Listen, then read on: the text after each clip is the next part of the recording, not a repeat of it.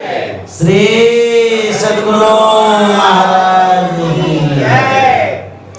नमामि अमित ज्ञान रूपम कृपालम अगम बोधदाता सुबुद्धि निधि विशालम क्षमाशील यति धीर गंभीर ज्ञानम परम कील दृढ़ थीर समधीर ध्यानम जगत त्राणकारी अघारी उदारम भगत प्राण रूपम दयागुण्य पारम नमो सद्गुरु ज्ञान दाता सुस्वामी नमामि नमामि नमामि नमामि श्री सद्गुरु महाराज की जय। परमाराध्य सद्गुरु महाराज गुरुदेव महर्षि संतसेवी परमानंद जी महाराज, आदरणीय दिनेश बाबू, इस सभा में उपस्थित उद्भट विद्वान सज्जन सत्संग प्रेमी महान भावों माता एवं बहनों, हम लोग बड़े ज्ञानवर्धक बातों को सुन रहे थे पूर्व वक्ताओं द्वारा। पाठ में हम लोग सुन रहे थे भगवान श्री राम का उपदेश। भगवान श्री राम अपने गुरुजन पुरजन समाज के सभी सज्जनों को एकत्रित कर अपने मन की भावों को व्यक्त करते हैं, अपने विचारों को प्रकट करते हैं, सबों से कहते हैं कि यह जो मनुष्य का शरीर है बड़ा भाग्य से मिला है। बड़े भाग मानुष तन पावा, सुर दुर्लभ सब ग्रंथ गावा। कितना बड़ा भाग्य है, कहते हैं यह मनुष्य का शरीर देवताओं को दुर्लभ है। हम लोगों को मनुष्य का शरीर मिला है, देवता यदि चाहेंगे तो नहीं मिल सकता है। भगवान श्री राम कहते हैं यह अद्भुत शरीर है। इस शरीर को हम लोग बाह्य दृष्टि से देखते हैं, यदि आंतरिक दृष्टि से देखेंगे, भीतर के दृष्टि से देखेंगे, इस शरीर को बहुत बड़ा साधन बतलाया गया है। भगवान श्री राम ने कहा साधन धाम मोक्ष कर द्वारा, मुक्ति प्राप्ति का यह एक बहुत बड़ा साधन है जो भगवान ने दिया है। बैल शरीर में भजन नहीं कर सकते, गाय शरीर में भजन नहीं कर सकते, लेकिन मनुष्य शरीर में भजन कर सकते हैं। इसलिए इसको बरभागी कहा। 84 लाख प्रकार की योनियां हैं। उन योनियों में मानव को सबसे श्रेष्ठ माना गया है। माना ही नहीं गया है, वास्तविकता भी है इसमें। यह शरीर सागर के समान है, समुद्र के समान है। हम आप जानते हैं कि 3.5 हाथ का शरीर है, लेकिन इसमें गहराई बहुत है।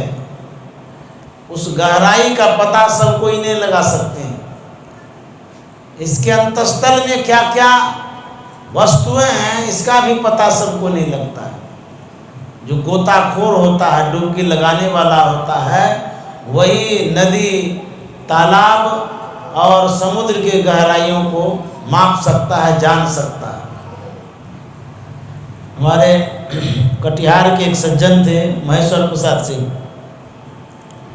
उन दिनों गुरु महाराज के जीवन पर वो शोध कर रहे थे। उस क्रम में कबीर साहब के पद को उन्होंने पढ़ा, डुबकी मारी समुद्र में निकसा जाए आकाश, गगन मंडल में घर किया हीरा पाया दास। विद्वान तो थे लेकिन संत वाणी को समझ नहीं पा रहे थे। वो तर्क कर रहे थे कि कोई भी डुबकी लगाएगा समुद्र में, पाताल में जाएगा कि आकाश में जाएगा। यहाँ तो कबीर साहब लिखे हैं डुबकी मारी समुद्र में निकसा जाए आकाश।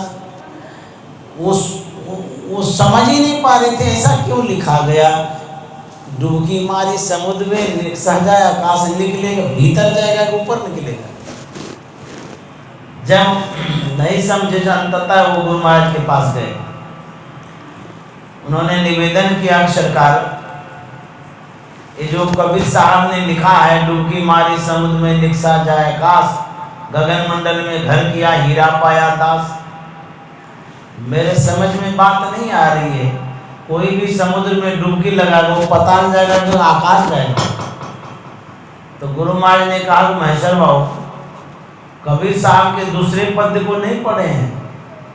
उन्होंने लिखा है, कबीर काया समुद्र है, अंत न पावे कोई, मृतक होके जो रहे मानिक लावे सो। यह जो शरीर है ये समुद्र के समान, इस शरीर को समुद्र कहा गया। इस शरीर रूपी समुद्र में साधक डुबकी लगाता है, अंतराकाश में, बाह्याकाश में नहीं, भीतर में डुबकी लगाता है।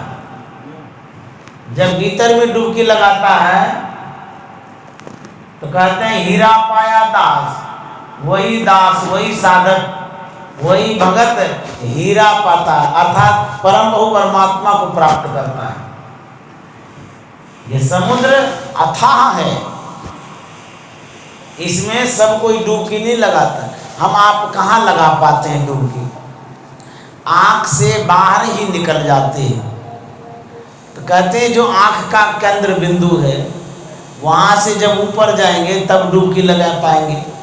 हम आँख से नीचे ही रहते हैं, आँख तक आते हैं फिर बाहर चले जाते हैं, फिर सोते हैं नीचे चले जाते हैं। डुबकी कहाँ लगा पाते हैं? भीतर में प्रवेश ही नहीं करते तो डुबकी कहाँ से लगाएंगे? संत महात्मा इसमें डुबकी लगाते हैं। एक सागर है, समुद्र है, उसके किनारे में घोंघा शंख सितवा सब रहता है। उस तरह के खोजी होते हैं, उन वस्तुओं को प्राप्त करके अपना जीविका भी चलाते हैं। दूसरे विशेष खोजी जाते हैं, जाल फैलाते हैं, मछलियों को पकड़ पकड़ करके जीविका चलाते हैं। और भी खोजी जाते हैं विशेष यंत्र के द्वारा, उसमें विशेष पदार्थों को प्राप्त करता है।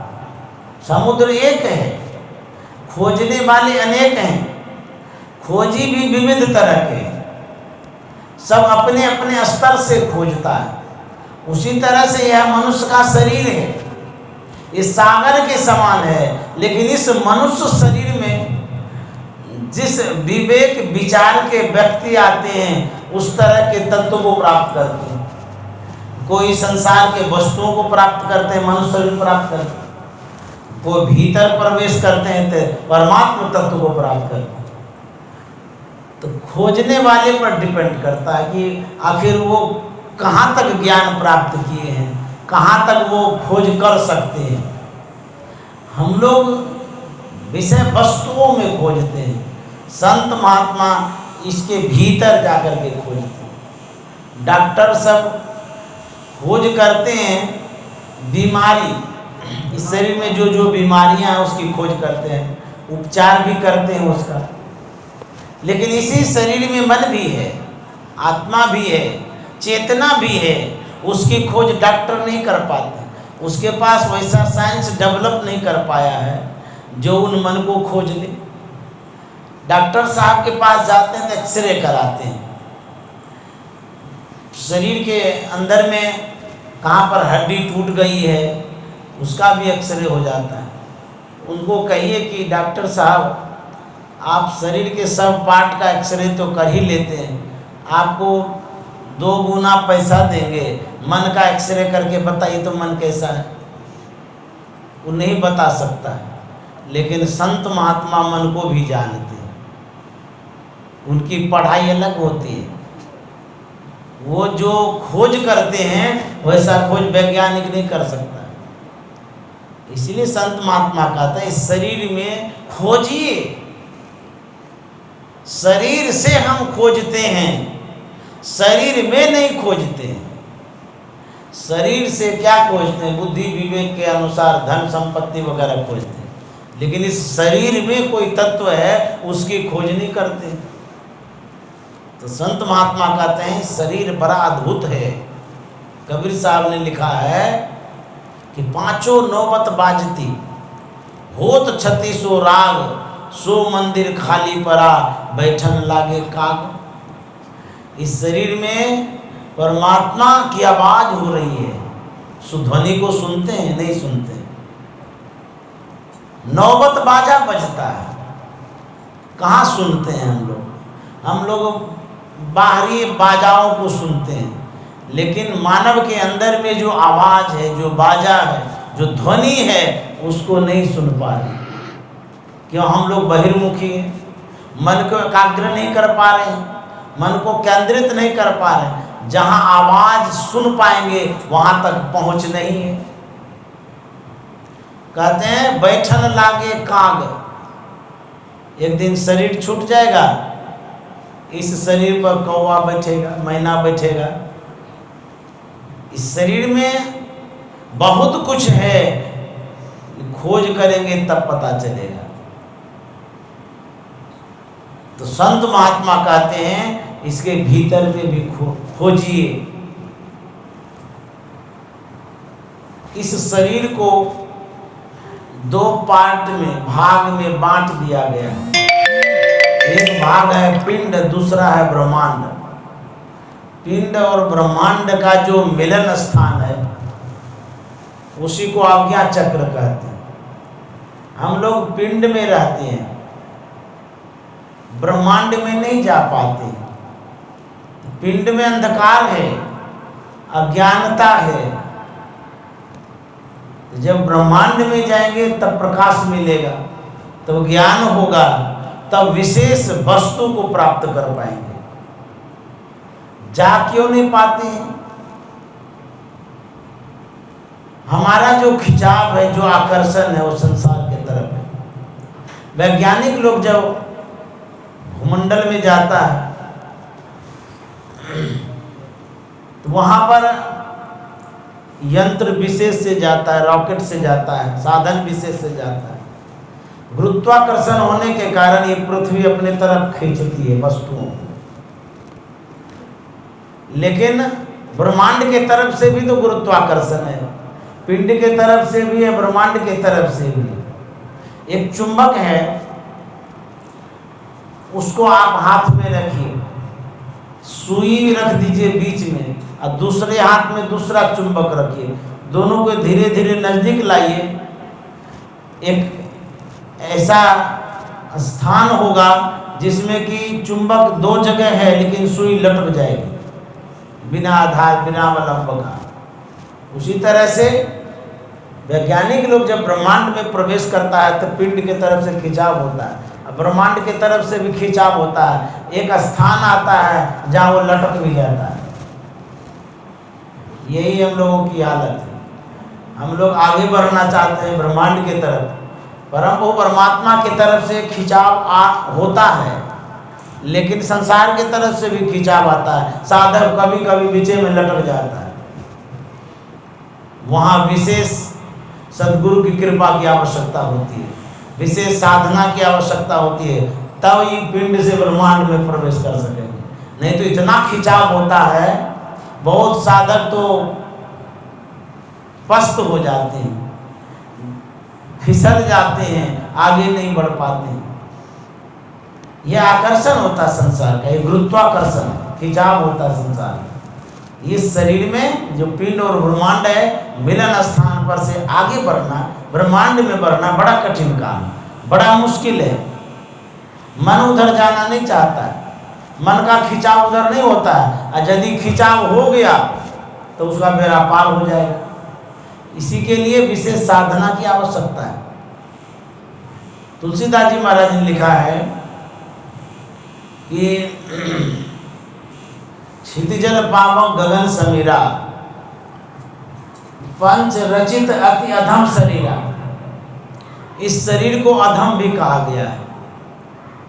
यदि इसे सत्संग, ध्यान, साधना का काम नहीं करते हैं तो वास्तव में ये अधम है। और यदि सत्संग ध्यान का काम करते हैं तब तो ये बड़भागी है। इसीलिए इस मनुष्य शरीर से भगवत भजन करना चाहिए, ऐसा संतों ने कहा। और इस शरीर के अंदर खोज करनी चाहिए, इस शरीर में क्या सब तत्व छिपा हुआ है। भीतर प्रवेश करेंगे पूरा ब्रह्मांड दिखाई देगा, ब्रह्मांड का पता चलेगा। सकल दृश्य निज उदर मेली, सोवै निद्रा तय योगी, सोई हरिपद अनुभव परम सुख सद्वैत वियोगी। पिंड माही ब्रह्मांड, इसी शरीर में पूरा ब्रह्मांड समाया हुआ है। कहेंगे बड़ा आश्चर्य, इतना छोटा सा शरीर है, इसमें ब्रह्मांड कैसे घुस सकता है। देहस्था सर्व विद्याश्च, देहस्था सर्व देवता, देहस्था सर्व तीर्थानि, गुरुवाक्य लभ्यते। देह में स्थित सब विद्या है, सब देवता है, सब तीर्थ विराजमान, लेकिन गुरुवाक्य न लभ्यते। जब तक संत सदगुरु का वाक्य ज्ञान नहीं मिलेगा तब तक जितना जो कुछ भी है वो सब दुर्लभ है। कोई कहेगा 3.5 हाथ के शरीर में सब विद्या कैसे घुस सकती है, सब देवता कैसे घुसेगा, 33 करोड़ देवता है, सब तीर्थ कैसे विराजमान हो सकता है। आपके घर में टीवी है, दूरदर्शन जिसको कहें, आजकल टीवी भी बड़ी बड़ी हो गई। मान लिया जाए 2 फीट 2.5 फीट की टीवी है, उसमें जब ऑन करते हैं तो देखते हैं कि हाथी घोड़ा सब घूम रहा है, पहाड़ है, पठार है, मैदान है, इंग्लैंड है, अमेरिका है, पूरा विश्व घुसा हुआ है। आपसे पूछा जाए छोटी सी टीवी में इतना सब कैसे घुस गया, पहाड़ पठार मैदान, हवाई जहाज घूम रहा है, जबकि हवाई जहाज 60-70 फीट का होता है। तो आप कहेंगे कि ये तो भौतिक वैज्ञानिकों का चमत्कार है, यंत्र विशेष के माध्यम से ऐसा वो दिखाते हैं। तो आपके भौतिक वैज्ञानिकों में इतनी क्षमता है कि छोटी सी टीवी में पूरा दुनिया घुसा दिया है, और हमारे जो महावैज्ञानिक परमात्मा है उनमें ये क्षमता नहीं कि 3.5 हाथ शरीर में पूरा ब्रह्मांड घुसा दे। बोलिए श्री सद्गुरु महाराज की जय। एक चिप है जिसमें सब चीज आप रखते हैं, फोटो भी, ऑडियो भी, वीडियो भी, सब चीज छोटा सा होता है, बहुत कुछ उसमें घुसा के रखते हैं। ये जो शरीर है, इस शरीर में परमात्मा नहीं रख सकते क्या? इसमें जो चिप लगा हुआ है वो अथाह वाला चिप है। हम आपको देखते हैं, आप हमको देखते हैं। ये जो देखते हैं, जब से आँख खुली हुई रहती है तब से ये जो कैमरा है आँख का ऑन हो जाता है, ये फोटो कैप्चर करते रहता है। आप यहाँ से घर जाएंगे, घर में जाकर के यदि ख्याल करेंगे तो यहाँ का दृश्य नजर में आएगा। जब तक कैप्चर नहीं हुआ तो वहाँ कैसे आप देख रहे हैं ख्याल में?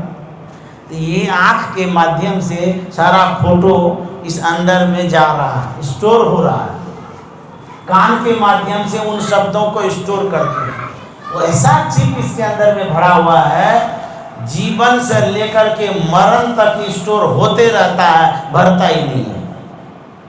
ये परमात्मा का चिप है, परमात्मा के द्वारा दिया गया है वो मेमोरी पावर। सीसीटीवी लगाते हैं, 10 रोज 15 रोज में भर जाता है, लेकिन इसके अंदर में जो सीसीटीवी है जो परमात्मा ने दिया है वो भरता ही नहीं।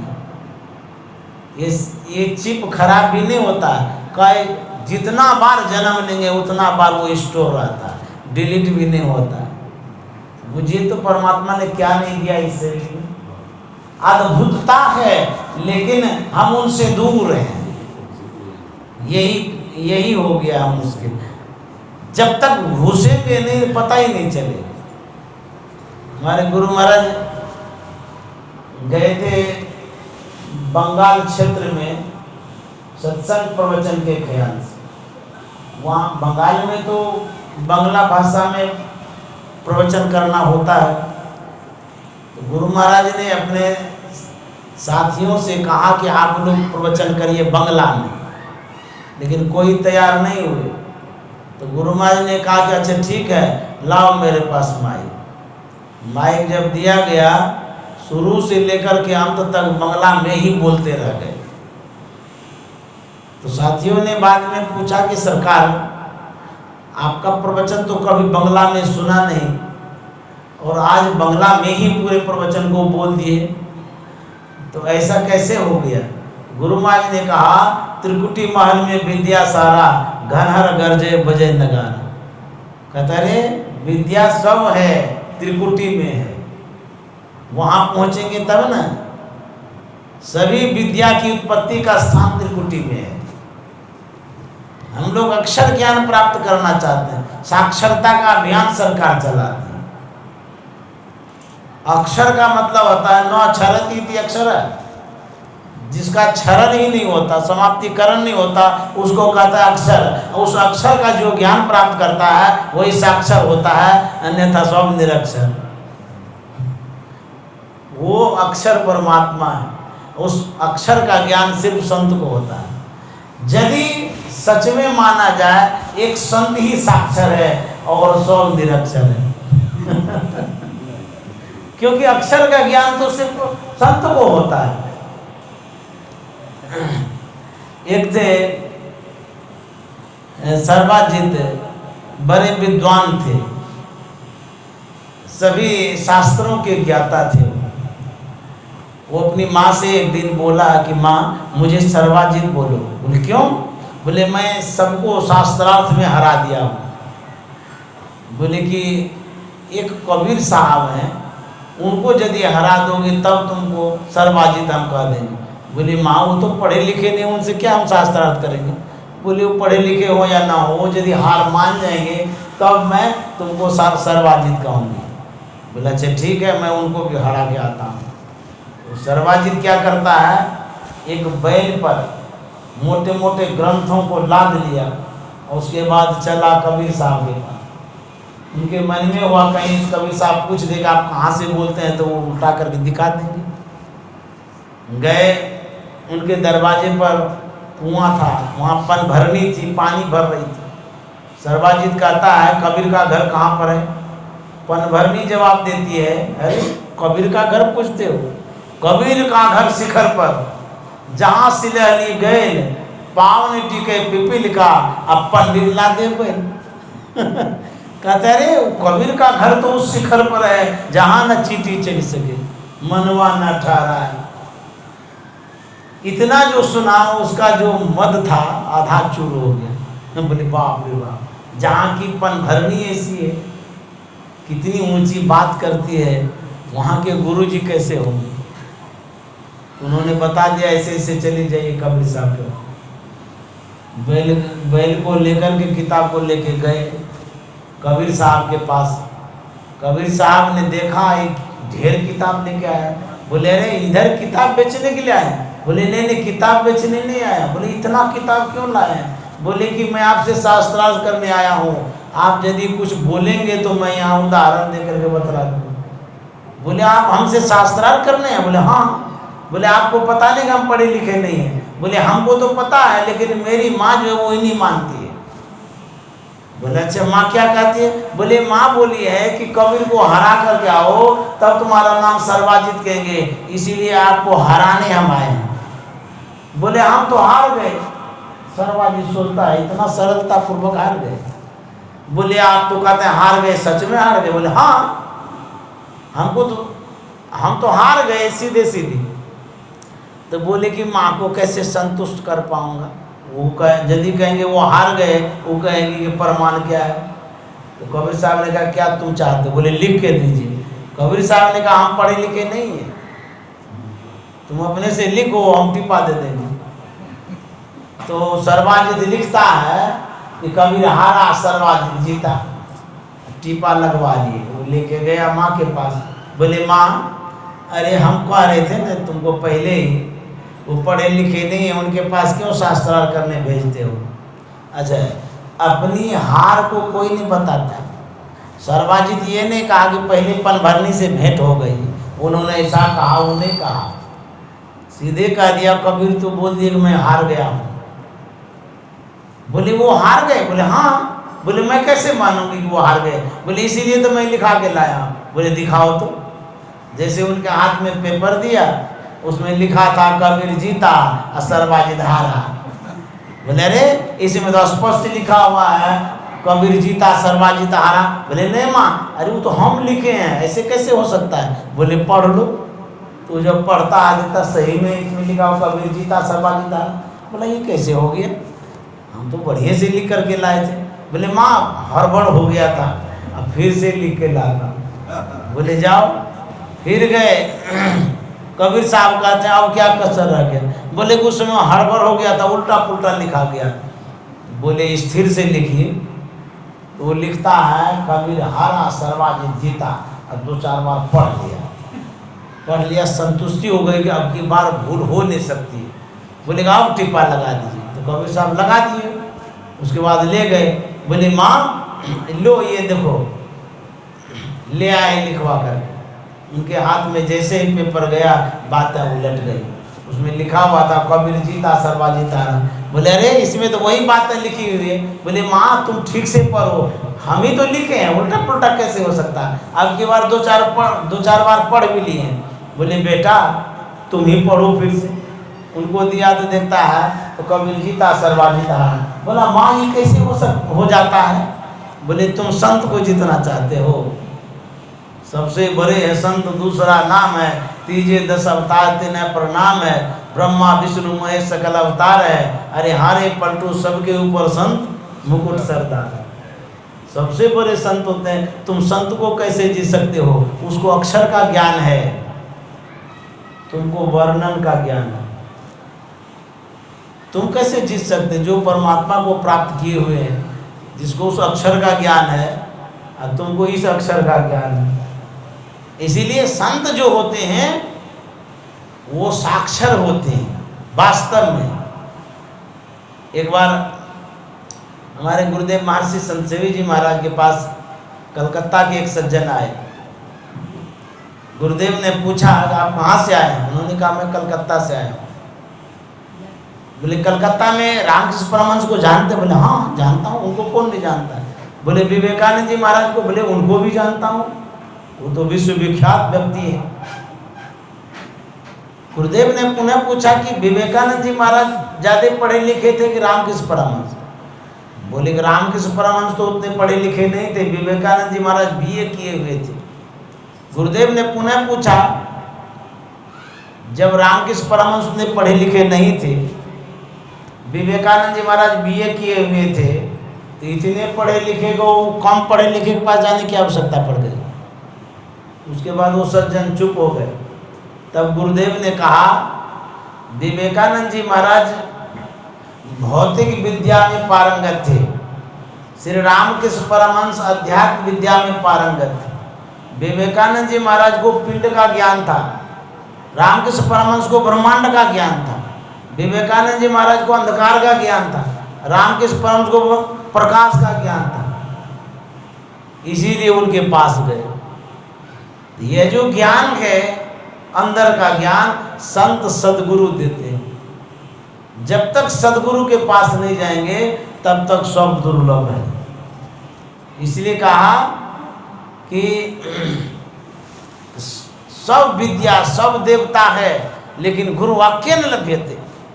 जब तक गुरु का वाक्य नहीं मिलेगा, ज्ञान नहीं मिलेगा, तब तक सब दुर्लभ है। क्यों? इस शरीर के भीतर में प्रवेश करने की जो चाबी है वो संत सदगुरु के पास है। वही घुसने का तरीका बतलाएंगे, अन्यथा अपने से नहीं घुस सकते। इसलिए गुरु के ज्ञान की आवश्यकता है। यह शरीर अद्भुत है, लेकिन जब तक इसमें प्रवेश नहीं करेंगे तब तक पता ही नहीं चलेगा। मान लीजिए आपके घर में सब सुख साधन है, भरपूर है, ताला लगा हुआ है, चाबी खो गई है, उस साधन से आप सुख प्राप्त कर सकते हैं? घर तो आपका है, सब सुख साधन आप ही का है, लेकिन फिर भी जब तक चाबी नहीं घुसाएंगे ताला में, जब तक ताला नहीं खोलेंगे भीतर घुस नहीं सकते। जब तक घुसेंगे नहीं वो सुख साधन नहीं मिल सकता। उसी तरह से इस शरीर में सुख साधन है, लेकिन जहां पर है वहां हम घुस नहीं पा रहे। चाबी सदगुरु के पास है, जब तक घुसेंगे नहीं तब तक भीतर का जो सुख है, जो शांति है, वो कहां से मिल सकता है। इसलिए इसमें घुसने के लिए गुरु का ज्ञान चाहिए। सुंदरदास जी महाराज ने लिखा है, जा शरीर माही तो अनेक सुख मानी रही हो, ताही तो विचारिया में कौन बात भली है। जिस शरीर में इतना सुख मानते हैं, इसमें विचारिए कैसा ये शरीर है। कर हारन सु भरियो मुख, हारन के नैन नाक, हाथ पांव सो सब हारन की नली है।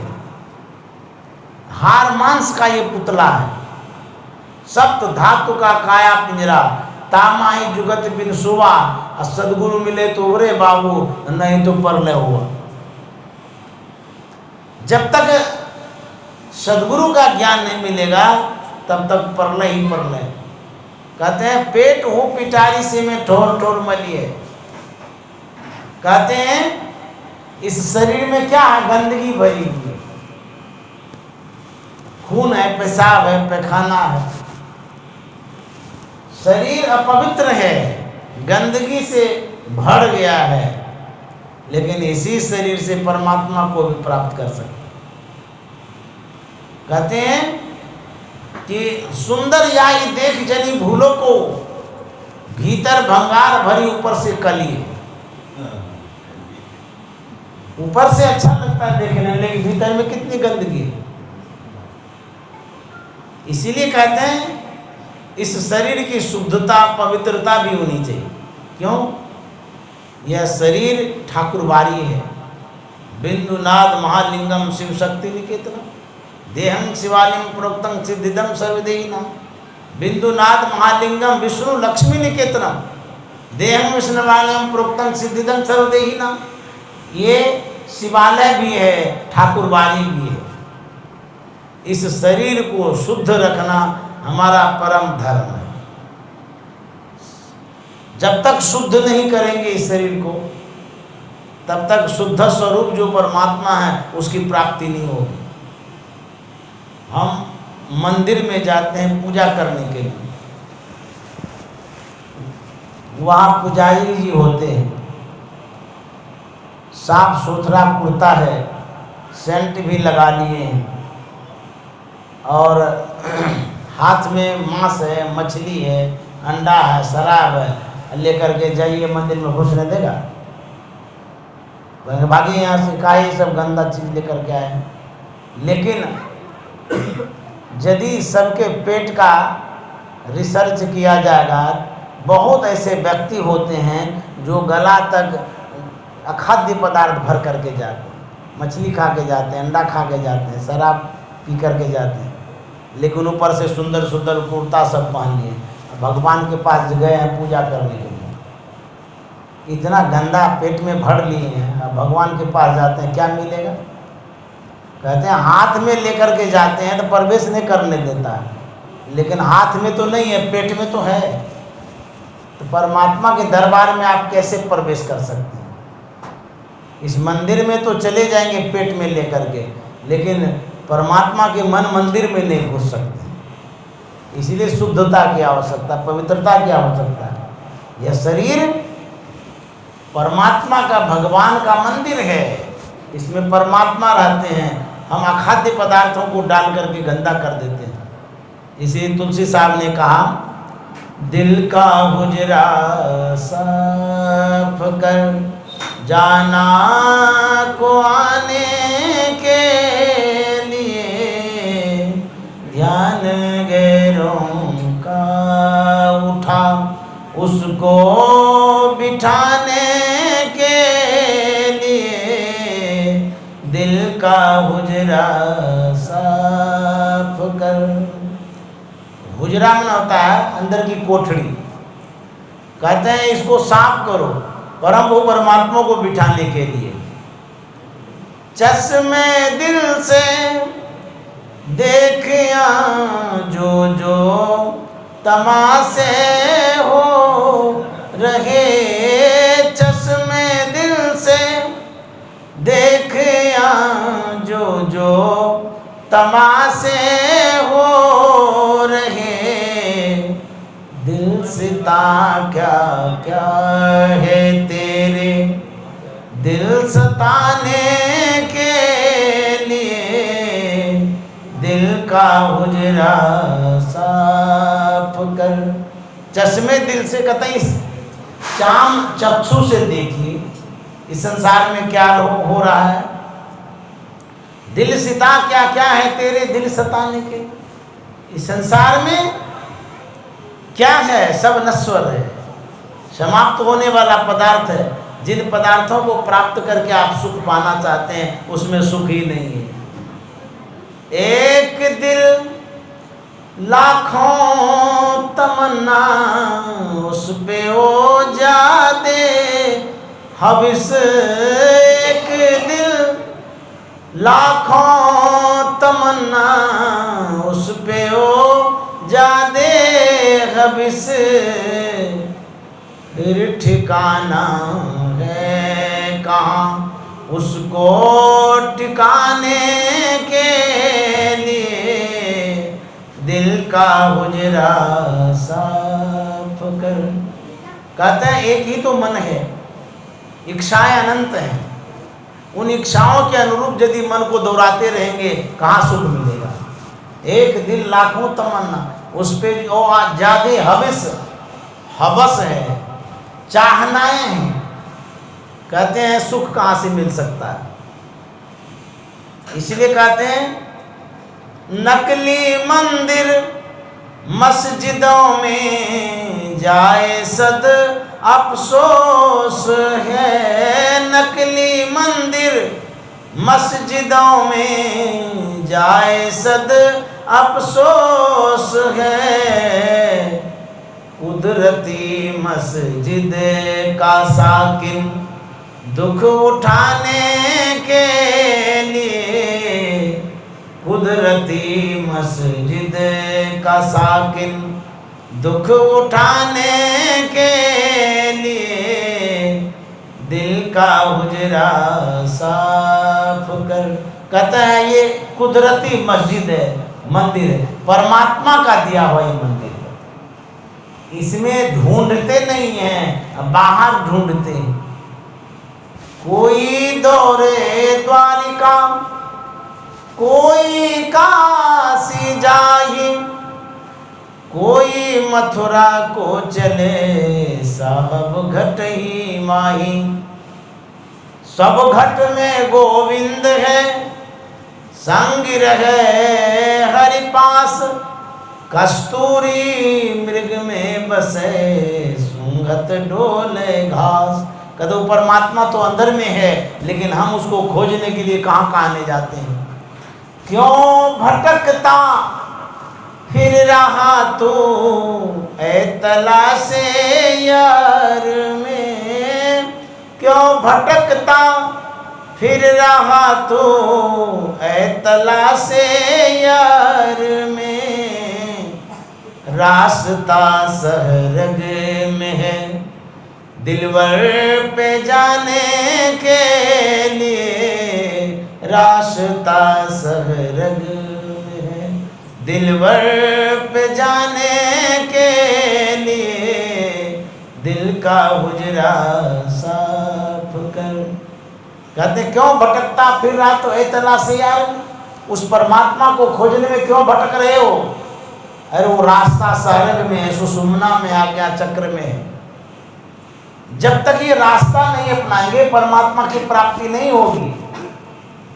गोस्वामी तुलसीदास जी महाराज यत्र तत्र जहां तहां भटक रहे थे। जब परमात्मा की प्राप्ति नहीं हुई, संत सदगुरु के शरण में गए, उनसे उन्होंने सद शिक्षा ली, साधना किया, तब उनको परमात्मा की प्राप्ति हुई। तो उन्होंने लिखा है कि वह परमात्मा अंदर में ही था, लेकिन हम बाहर में खोज रहे थे। वह हमारे अंदर में ही है, लेकिन हम खोजते बाहर में। इसलिए संत महात्मा कहते जो रास्ता है उसकी जानकारी होनी चाहिए। रास्ता आज्ञा चक्र में, सुषुम्ना में प्रवेश कैसे करेंगे? कहते ये गुरु युक्ति की आवश्यकता है। उस तरीका बतलाएंगे ध्यान करने का। गुरु महाराज ने लिखा है, निज तन में खोजो सज्जन, बाहर न खोजना, अपने ही घट में घरी हैं, अपने में खोजना, निज तन में खोजो सज्जन। गुरु महाराज ने जो पद की रचना की है उसमें बड़ी अद्भुतता नजर आती है। बहुतों के संतों वाणी में हम पढ़ते हैं, जैसे नानक साहब लिखे, काहे रे मन खोजन जाई, सरल निवासी सदा लेपा तोरे संग समाई। उन्होंने कहा है ईश्वर को खोजने के लिए कहाँ जाते हो, तुम्हारे अंदर में वो परमात्मा है। हमारे गुरु महाराज ने जो कहा है वो परमात्मा अंदर में भी बतलाया है, और कैसे प्राप्त करेंगे और प्राप्त करने के बाद उपलब्धि क्या क्या होगी वो भी बतला दी। दो नैन नजर जोड़ के एक नोक बना के, एक नोक बना के। सब संतवाणी में ऐसा नहीं पाते हैं। बहुत संतवाणी को हम पढ़े हैं, गुरु महाराज ने जो लिखा, जैसा लिखा है वो कह रहे हैं कैसे प्राप्त करेंगे, जो अंदर में है उसकी प्राप्ति कैसे होगी। दो नैन नजर जोड़ के एक नोक बना के, एक नोक बना के, अंतर में देख सुन सुन, अंतर में खोजना, निज तन में खोजो सज्जन, बाहर न खोजना, अपने ही घट में हरि हैं, अपने में खोजना। दो नैन नजर जोड़ी के एक नोक बना के, इसको जोड़ेंगे कैसे? कि आँख को हाथ से पकड़ेंगे, हाथ से पकड़ करके जोड़ेंगे? नहीं, ये गुरुगम्य है। ये युक्ति लेंगे तब पता चलेगा कि दोनों दृष्टिधारों को जोड़ेंगे कैसे और कहाँ। ये जब तक नहीं सीखेंगे तब तक जोड़ नहीं पाएंगे। यही साधना, यही भीतर प्रवेश करने का तरीका है। महर्षि महेश योगी विदेश में प्रसार किया करते थे। अंग्रेजी वो लोग जानते थे बहुत। जब गुरु महाराज के सानिध्य में आए, गुरु महाराज के ज्ञान से बड़े वो प्रभावित हो गए थे। उन्होंने कहा था गुरु महाराज से कि महाराज आप हवाई जहाज ले लीजिए, मैं आपको दान दे रहा हूँ। उस समय हवाई जहाज कितना दाम होगा उसका? महर्षि महेश योगी जब थे, और विदेश में प्रचार प्रसार करिए। गुरु महाराज ने कहा मैं पहले अपने देश के अंधेरा को दूर कर लूं, तब दूसरे देश में उजाला करने जाऊंगा। महर्षि महेश योगी को भी यह ज्ञान प्राप्त नहीं था जो हमारे गुरु महाराज को था। प्रयास उन्होंने किया था कि मैं जान लूं, लेकिन नहीं जान पाए। बहुत ऐसे संत महात्मा हैं जितना ज्ञान प्राप्त होना चाहिए अंतर का, उससे सुदूर खड़े हैं। हमारे गुरु महाराज ने जन जन तक इस बात को फैलाया। बिंदु ध्यान विधि, नाद ध्यान विधि, सरल सरल जग में प्रचार।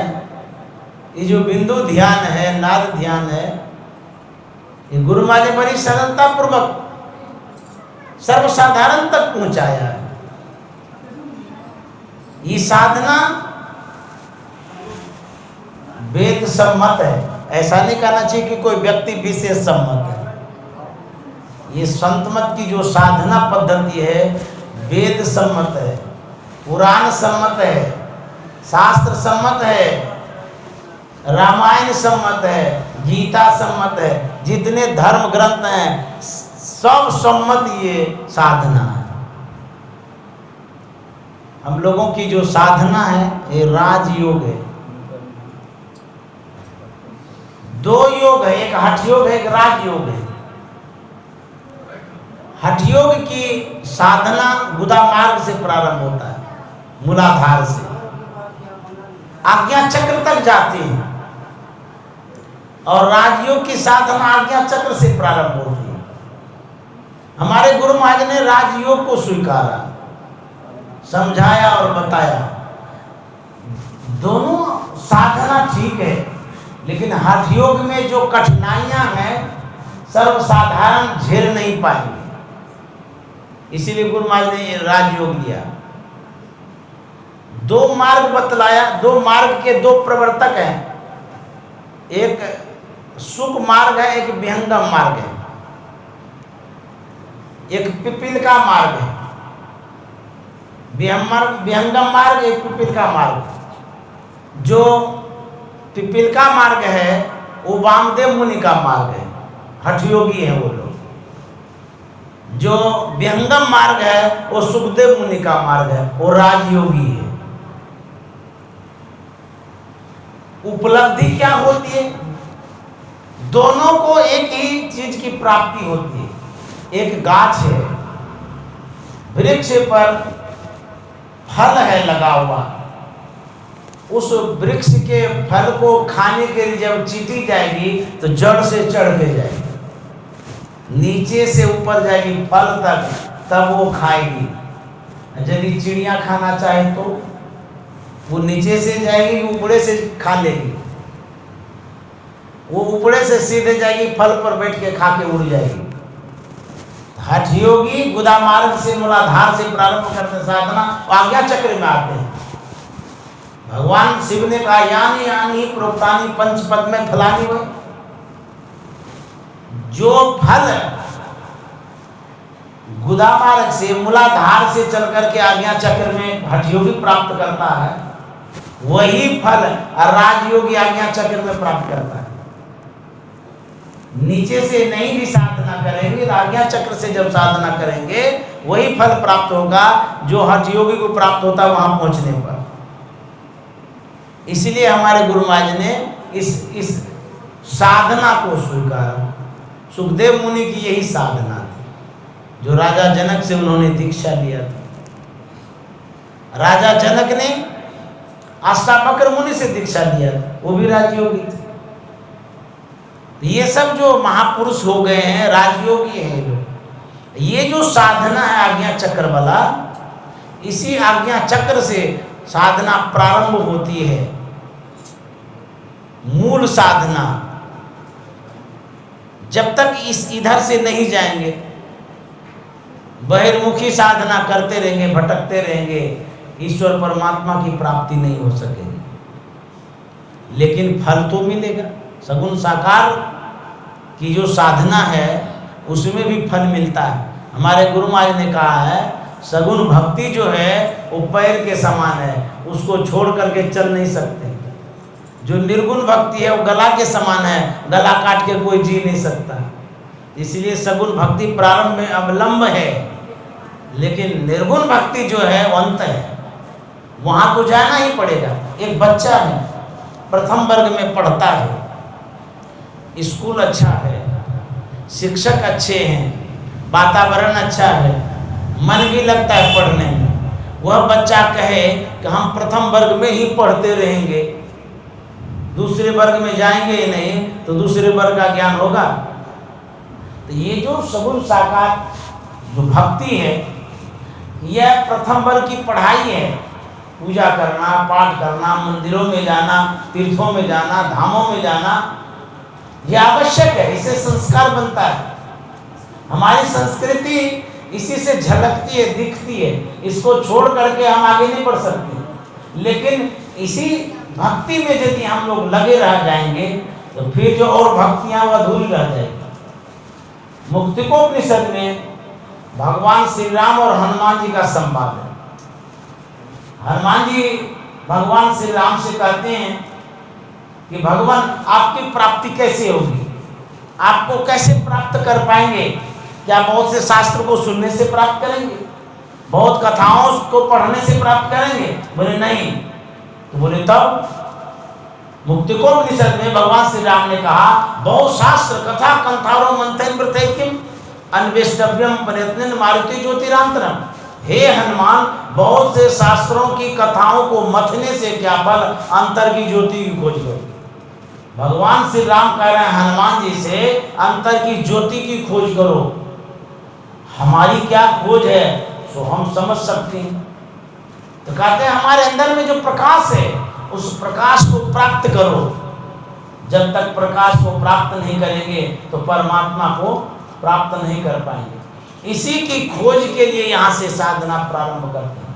हमारे गुरु महाराज ने लिखा है सुखमनिया में मोरी नजर लगी, सुखमनिया में मोरी नजर लगी, नजर लगी हाँ नजर लगी, सुखमनिया में मोरी नजर लगी। अगल बगल कहूँ दृष्टि न डोले, अगल बगल कहूँ दृष्टि न डोले, सन्मुख बिंदु पकड़ लागी, सुखमनिया में मोरी नजर लागी। सुखमनिया कहते हैं सुषुम्ना को, कहते हैं वहाँ दृष्टि जब टिकती है तब अंतर में जो तत्व है उसकी उपलब्धि होती है। अगल बगल कहूँ दृष्टि ने डोले, सन्मुख बिंदु पकड़ लागी। दृष्टि में कंपन्नता है, अनिस्थिरता है, कपती रहती दृष्टि, हिलती रहती, भागती रहती है। कहते हैं इसको स्थिर करो। राजा जनक के दरबार में सुखदेव मुनि पहुंचे।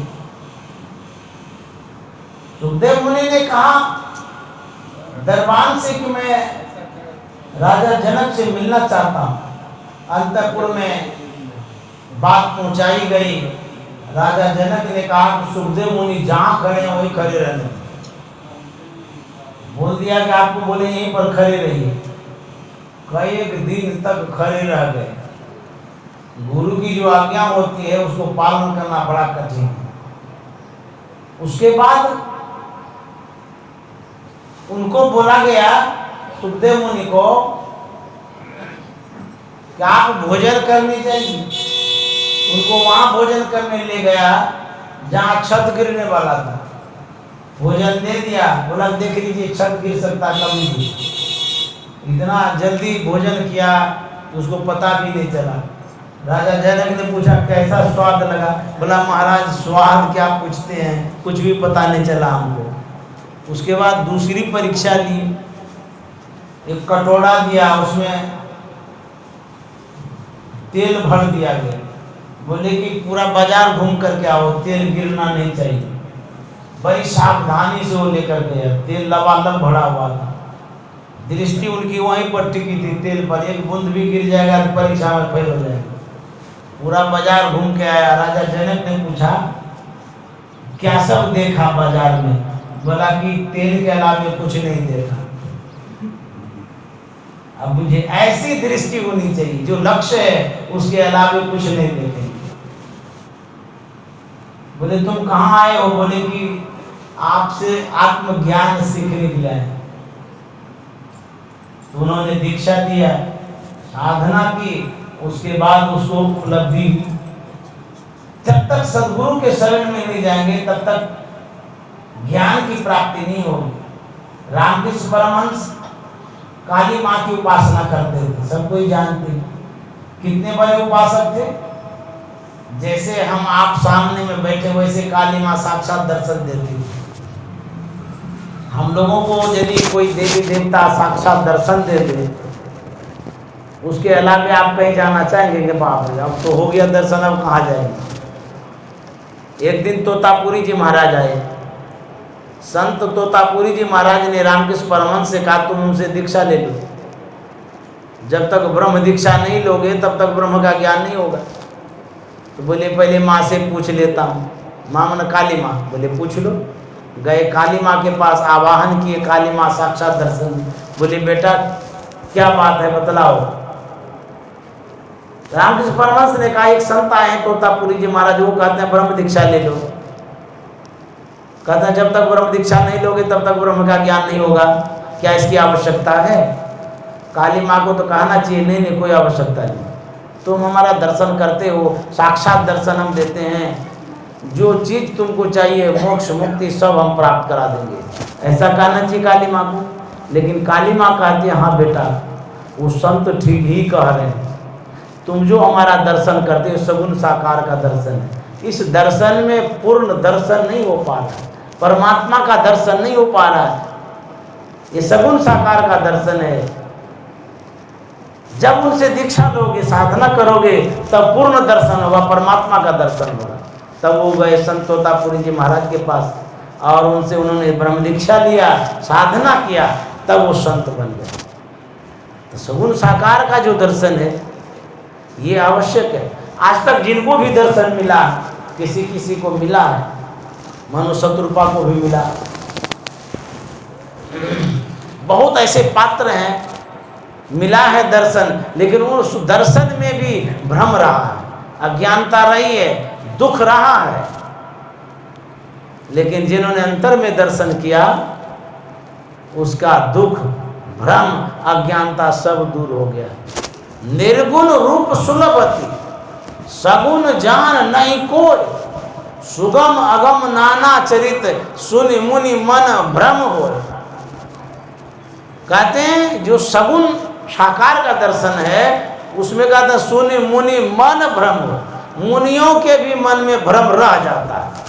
सगुण साकार के दर्शन बहुत सारा उदाहरण, भगवान श्री राम के सानिध्य में जो पात्र गए, गरुड़ जी महाराज उसके मन में भ्रम हुआ, माता सती को भ्रम हो गया, भ्रम कहते हैं अज्ञानता को। जब भगवान का साक्षात दर्शन हो रहा है वहाँ अज्ञानता नहीं रहनी चाहिए, लेकिन परमात्मा परमेश्वर ईश्वर का वो दर्शन नहीं है, वो सगुण साकार का दर्शन है, इसीलिए भ्रम रहता है। भगवान श्री कृष्ण का दर्शन ब्रह्मा ने किया, उसको भी भ्रम रह गया। बहुतों को दर्शन हुआ लेकिन फिर भी भ्रम रहा, लेकिन मीराबाई ने जो दर्शन किया उसको भ्रम नहीं रहा, माता सबरी ने जो दर्शन किया उसको भ्रम नहीं रहा। ऐसे भी पात्र हैं जो भीतर में प्रवेश कर गए, उनको परमात्मा के वास्तविक स्वरूप का जब दर्शन हुआ तब भ्रम नहीं रहा। उसी वास्तविक स्वरूप के दर्शन के लिए साधना की आवश्यकता है। जब तक साधना नहीं करेंगे तब तक उसका दर्शन नहीं होगा। और